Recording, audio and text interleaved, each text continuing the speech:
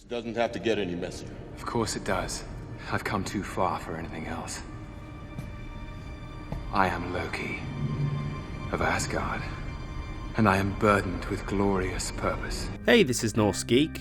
Recently in my suggestions I've been seeing videos with the title all beginning with one marvelous scene. After saving a bunch of them to my watch later playlist and finally getting around to watching them, I realised it was an orchestrated idea by Nando V Movies to create a mega playlist of multiple video essays where channels talk about their favourite, or at least one of their favourite, scenes from the Marvel Cinematic Universe in anticipation for the release of Avengers Endgame. I think this is a great idea. Not only are there a large number of my favourite video essay channels involved, but given that I've been inspired by many of these channels to the point of thinking about doing something similar on YouTube, I thought this would be a great place to get started. I love the Marvel Cinematic Universe, and given the nature of how many films there are in this saga, there are so many possible choices for scenes that I could have chosen. Other channels already covered quite a few scenes that I personally love brilliantly. Shout out to the Ultron After Party, where after seeing that film I literally said to a friend of mine I could watch an entire film of the Avengers just hanging out and goofing off.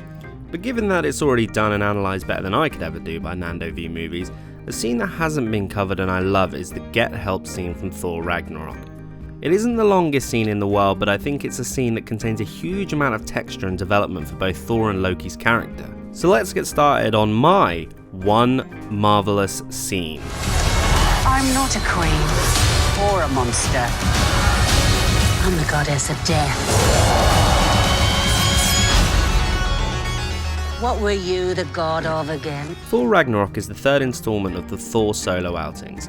It's directed by Taika Waititi and is the 17th installment of the Marvel Cinematic Universe.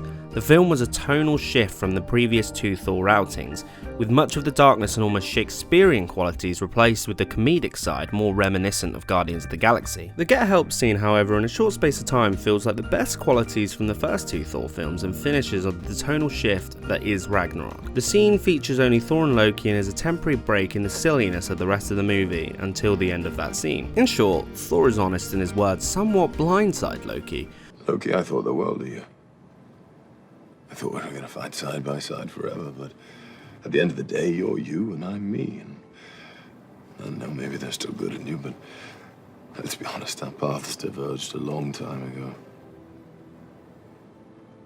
What makes this scene brilliant, besides the great performance from Hiddleston and Hemsworth, is the reflection it offers, and coupled with the context of their stories throughout the Marvel Cinematic Universe, it's a hard-hitting scene. So let's take a look at that context. For 4 films preceding Ragnarok, we have followed Thor both in his titular roles and as a part of an ensemble when teaming up with the Avengers.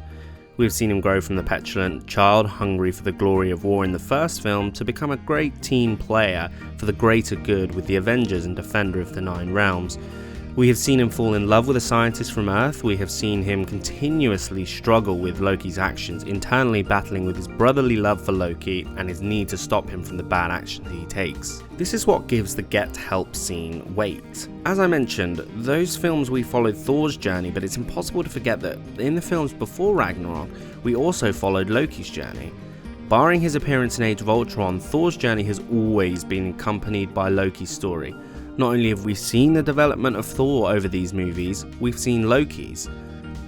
From the jealous sibling that craved the throne of Asgard and his adopted father's approval, Loki has caused havoc on Earth in the first Avengers movie and then to a prisoner in the Dark World, forced to work with his brother when the threat of the Dark Elves arise on Asgard's doorstep, before sacrificing his life to save Thor. This scene in Ragnarok in many ways is the culmination of the brothers' journey together.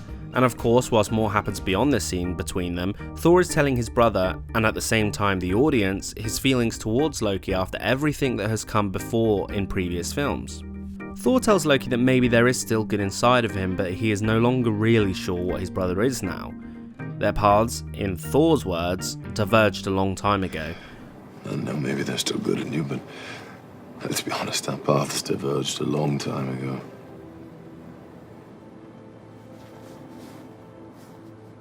Yeah. It's probably for the best that we never see each other again. That's what you always wanted. I believe this scene is particularly angled towards Loki's reaction beyond anything else. Hemsworth's performance as Thor says to me that Thor has reached a point where although he still cares for Loki, he is now quite relaxed to the idea that they may never be normal brothers again, and Thor has now accepted that he may never see Loki again. What makes it exceptionally interesting is Loki's reaction. Thor's honesty causes Loki to let down his facade of being Thor's nemesis. When it comes down to the crunch and the possibility of the two of them never seeing each other again, Loki doesn't like this. It's not a case of him needing to say that for it to be clear, it's all in Hiddleston's performance. It's written all over Loki's face that perhaps after everything that has happened between the two, not seeing his brother again isn't something he actually wants. As much as Loki thought he hated Thor, he simply doesn't. This reaction, after everything we've seen since the first Thor movie, is in some ways a reward for the audience who have watched their stories. Loki has always been as loved as Thor, regardless of whether he's been the villain. People sympathised with Loki's story and understood what led him to such actions, which is also what made Loki such an interesting villain. For a long time in the Marvel Cinematic Universe, people considered Loki to be the only really well-written villain. This scene is cut just long enough for the audience to feel the elements of sadness that has become of these two brothers. Yeah. It's probably for the best that we never see each other again. This scene is, of course, done for comedic purposes. It is something that we, as an audience, haven't seen before, but is clearly something from Loki and Thor's younger years. Yet again, this is offering more character development. Even in the way Get Help is performed, the stronger brother that is Thor throws Loki into a crowd of people. Loki hates it and in many ways is a picture of the two growing up, Thor being the stronger brother throwing the weaker sibling into a crowd of enemies. It's effective, but as Loki says, Still hate it? It's humiliating. No, not for me, it's not. reiterating what I said at the beginning of this video, this isn't the longest scene that I could have chosen. But from what it lacks in screen time, it makes up in weight. It is the culmination of two characters that have walked very different paths, but paths that we have all followed since the beginning. Paths that diverged in very different directions, but at the same time remained parallel. It is the moment of reward for the audience and reflection for the characters. They're not trying to kill each other or saying anything in the heat of the moment. It is an honest conversation between two brothers that still very clearly care for each other, and perhaps, after all this time, have finally found a mutual understanding. I, Loki, Prince of Asgard, Odin's son, the rightful king of Jotunheim, god of mischief. So I hope you enjoyed that analysis of the Get Help scene. This is the first video on this channel. There's going to be a lot more stuff like this coming up. I really enjoy videos like this and have felt so inspired by a lot of channels that are featured in this One Marvelous Scene playlist, and I want to do more.